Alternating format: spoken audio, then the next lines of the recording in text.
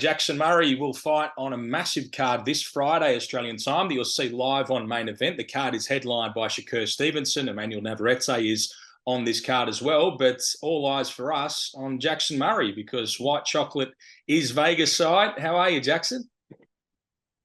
I'm doing very well. Thank you, Ben. Doing very well. It's a big card to be a part of, though, this, with those sorts of names and all the buzz that I'm sure is starting to get there in fight week.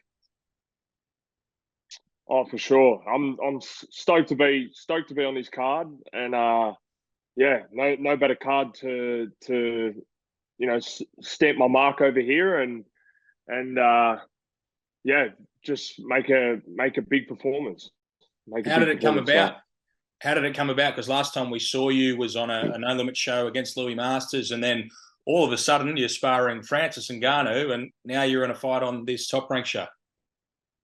Yeah, so my management, my guys, Mayfair management, they had a few connections who got chatting to some people over here, and I come over and sort of the sparring with Francis was sort of like a little door that opened this opportunity up further. You know what I mean? So I sort of proved myself a little bit in that sparring. And yeah, that was sort of what got us. Word spreads very quick around here. Word spreads very quick about anything. So you do a shit, the bloke next door knows like before you've even done any of this. So that's what it's like over here. So in the boxing world anyway. So yeah, it's pretty crazy. But yeah, man, I'm stoked that it has worked out that way. And you know, it's been tough. It was tough. You know, I had stitches in my eye, sparring Francis, and you know, I had so many people messaging me going, "Oh, is this what he fucking looks like? Is this how he fights?" And then you see what happens. So it's always a different story when you're in the ring. But yeah, no, it's been unreal.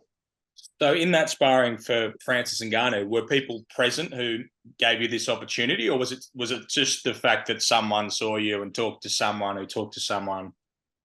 Yeah, that's right.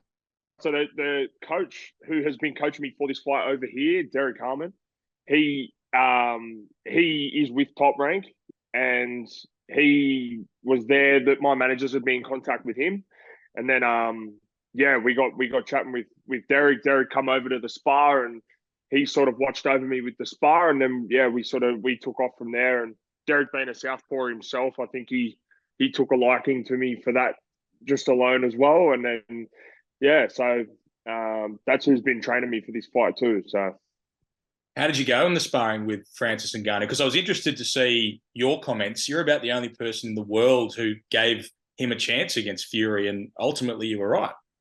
Yeah, so he surprised me massively. It was the complete opposite of what I thought going into the sparring, which you know is not a good idea to just have assumptions of people when you go into a boxing ring. Anyway, you've just got to sort of read it as it comes, which I've more than definitely learnt now. But yeah, sparring him, man, he was really complacent. He was really composed.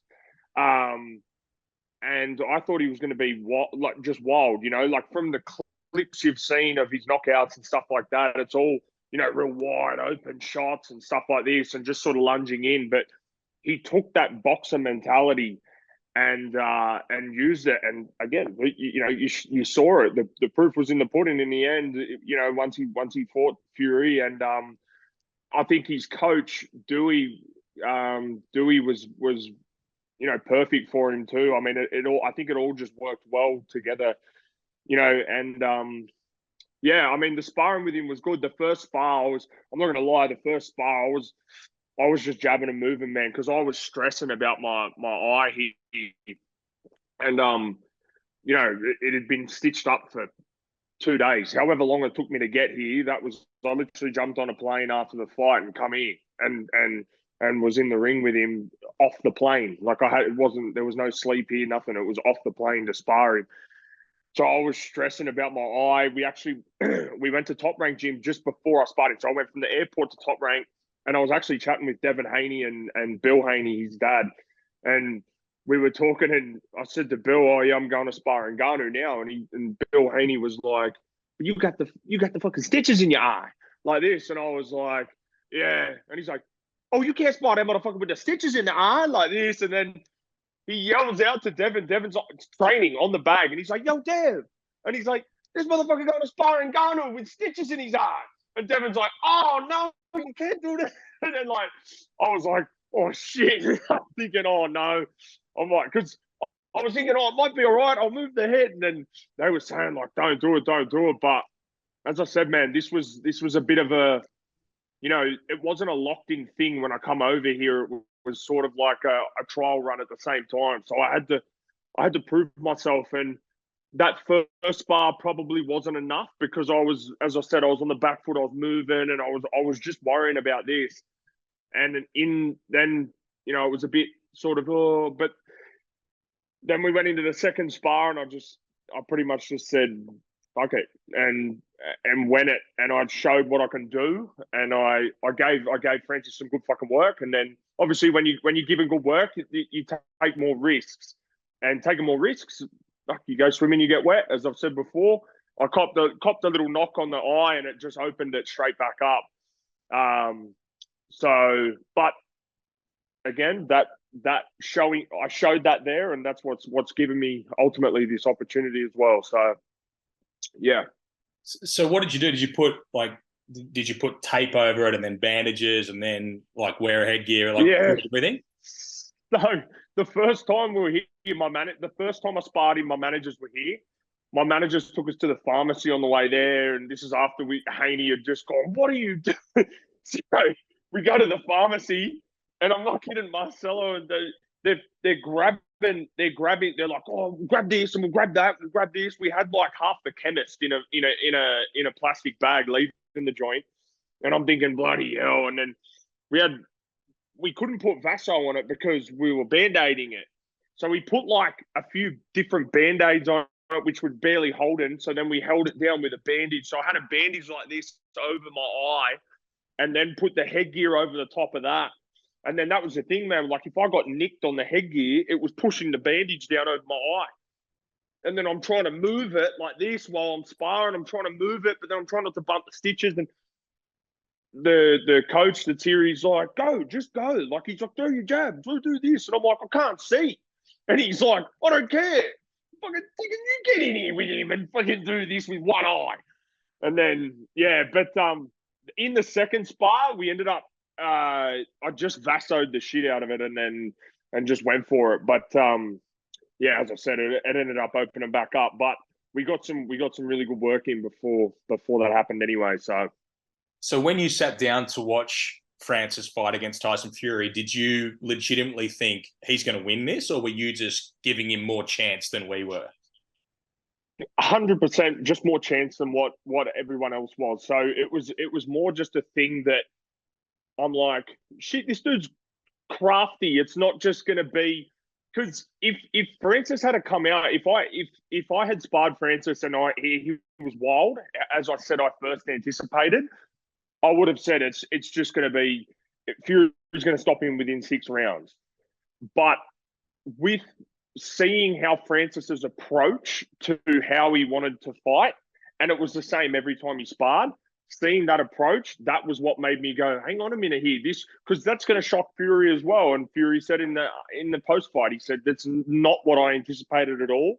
He come out with a completely different game plan, and that's what shook up that whole match, And yeah, I was thinking, I was still thinking that Fury was going to have the knowledge and the length and the movement to sort of outbox him. But again, I think he just was a bit befuddled on the night by the game plan, the real relaxed, just walking high, hands up.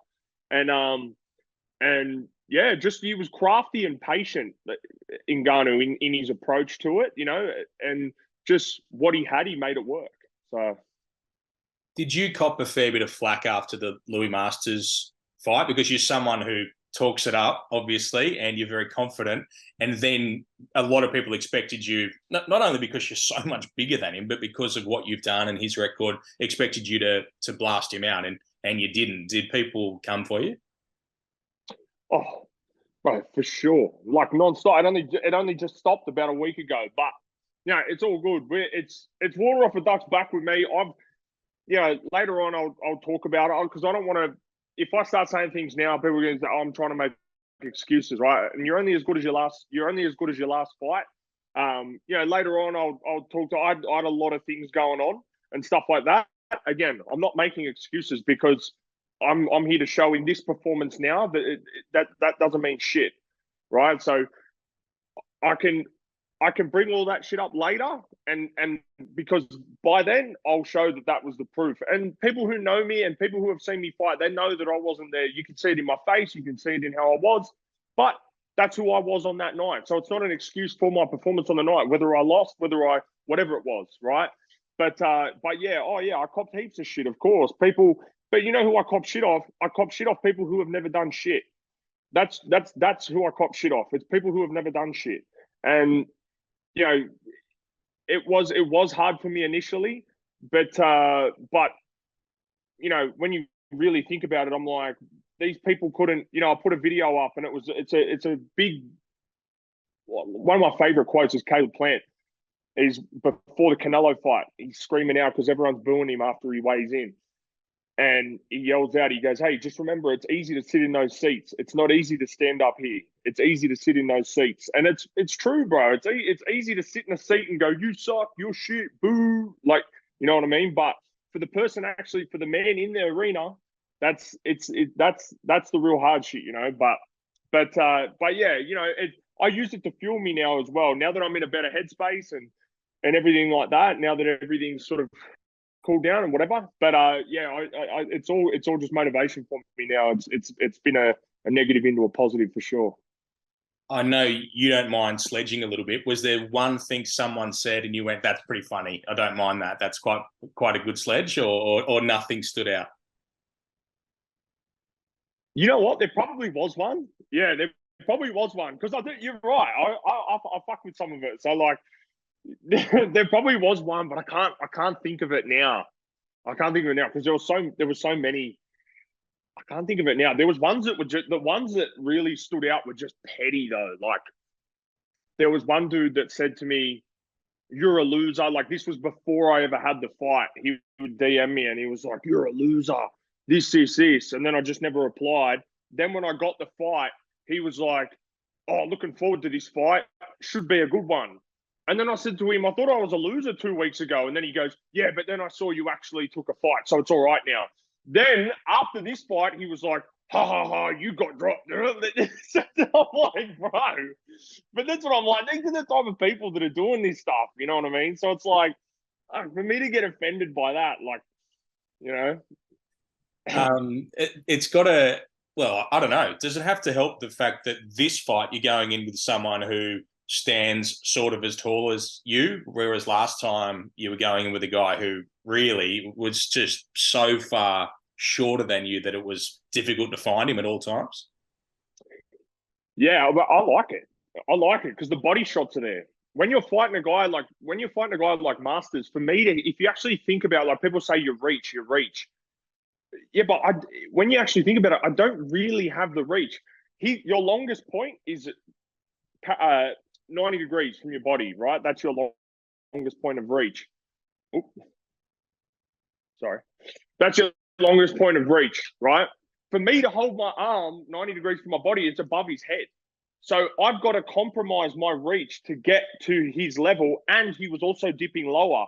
So the amount that I have to compromise my reach, his reach actually ends up being almost longer, But he come in with a good game plan. Of course, he went even lower than what he was. But yeah, bro, like for this, it's good. I can change it up. I change my levels. I can go lower, you know what I mean? And then drop the shots up and down. So I'm excited. And, the good thing about being over here as well, I've been sparring with good guys who are tall as well. So I've had the guy I just sparred my last spar, Skylar, he's 6'8", and I was getting rounds in with him, and then pretty much every dude I've been sparring with like 6'5", 6'6", and they're skilled fighters, which is hard to find anywhere, let alone just in Australia. So I'm lucky to be here and doing the camp here too, which has also helped with my confidence massively for this fight. Fair to say, as a 6'7" heavyweight, you've never gone in with anyone taller than you, like you're about to. Yeah, once before, not fights. I've sparred a couple of dudes who are just taller than me, but yeah, no, this is the first fight that I'm the shorter guy. Well, so it says on paper, but you'll see what happens. See what happens. I hope he pats you on the head at the face-off. Fucking hell, that'd be weird. Tell us about Steven Torres, your opponent. You've obviously watched plenty of him. He's got a very good record. Clearly, this isn't a fight they're putting in you in just to win. No, definitely not. I think it's not so much even of a, for me to win. It's who wins. You know what I mean? I think Top Rank are looking at who wins out of this. It's so you got two undefeated guys. He's 6-0, 6 knockouts. Just under 6'8". He's known as a puncher over here, and I think he's So I've been told they're pretty much looking at, instead of signing a guy early and then trying to build him up and then realizing later on, oh, he's no good. They're getting two prospects to fight each other, and then going, okay, this guy actually is the real deal. He's already beat someone who was meant to be another prospect, so we'll take him. You know what I mean? So they're killing two birds with one stone, essentially. But yeah, with Torres, I just feel like he does everything decent, but I feel like I do everything a fair bit better. So in terms of speed, power, and stuff like that, and then also me being a southpaw, it's always a benefit. And the thing that I've loved about this camp, I've been in southpaw the whole time. I haven't been in southpaw for longer than a week, for so long. I've been sort of changing around and stuff like that. So I've been in southpaw the whole time. So I'm feeling good, got my rhythm back, and ready to go. Did you have to just stay orthodox for Ngannou, or was he all right with you going back? No, so originally I was under the thought that they only wanted me in orthodox, but Dewey was just like, no, I don't care. I want you to do anything that pisses him off. That was in the second spar. So it was good. I ended up switching a fair bit in that. Dewey's funny as, man. He's a really good dude. He was telling me to talk to him because that's what Tyson's going to do. And he's like, yeah, talk some shit in there. And he's like, yeah, he's saying everything. So, but yeah, I probably wasn't that confident, especially with the stitches still in my eye. I wasn't really confident to be talking words. I was just focusing on the job at hand at the time. But, but yeah, I was switching a little bit. The first spar stayed in orthodox the whole time. But yeah, second one, we're switching it up. So your plan is win this fight between two prospects and make a run in America, or is there any chance we see you back against any of the Aussies who want to fight you back here, or what's the thinking? My thing's always been, me, Benny, my thing's always been whatever makes more sense for my career moving forward. That's always my thing. I'm not looking to take, and the same as I've never expected anyone to come backwards to fight me. That's the thing. If a fight is going to move me forward, then I want to take that in my career. I want to take that fight. I don't care. I'm not so much caring as what Joe Blow next door who he wants me to see fight, who he wants to see me fight.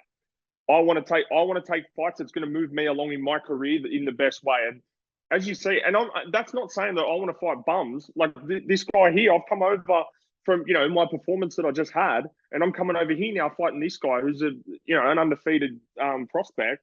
So it's not that. It's just that I want to fight in Australia, but in terms of opponents, whether it's an Australian opponent, whether it's an American opponent, I don't know. I don't care. It's whatever works. We'll chat with my team.